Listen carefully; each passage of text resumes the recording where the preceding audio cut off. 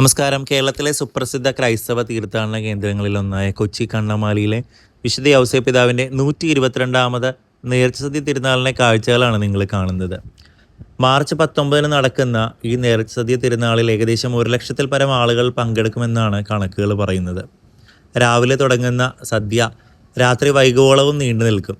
ഞാൻ എല്ലാ വർഷവും മാർച്ച് 18 പോയി പുണ്യാളനെ കണ്ട് വണങ്ങി നേർച്ചയൊക്കെ ഇട്ട് അവിടെയൊക്കെ കുറച്ച് നേരം കറങ്ങി നടന്നിട്ടാണ് പോരാറുള്ളത്. ഈ പ്രാവശ്യം അർജുനും ഫാമിലിയൊക്കെ എൻ്റെ കൂടെ ഉണ്ടായിരുന്നു. നമ്മൾ നേർച്ചയൊക്കെ വാങ്ങി പള്ളിമുറ്റത്തോട്ട് നടക്കാനുള്ള പരിപാടിയാണ്. കുഞ്ഞിപ്പെട്ടുള്ള കാരണം അവളെയും കൊണ്ടാണ് പോകുന്നത്. അവളെ ഈ കാഴ്ചകളൊക്കെ കാണിക്കുന്നത് ഒരു സന്തോഷമാണ്.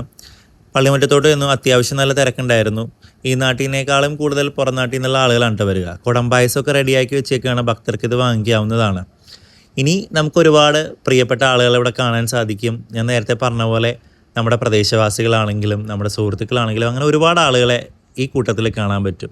ഇന്ന് വിളമ്പാനുള്ള നേർച്ചസദ്യയുടെ ചോറ് ഉൾപ്പെടെയുള്ള കാര്യങ്ങൾ അവിടെ റെഡി ആയിക്കൊണ്ടിരിക്കുകയാണ്. ഇതൊക്കെ എത്ര നേരത്തെ ഉണ്ടാക്കി വെച്ചാലും ചീത്തയാകില്ല എന്നുള്ളൊരു പ്രത്യേക കാര്യം എടുത്തു പറയേണ്ടതാണ്.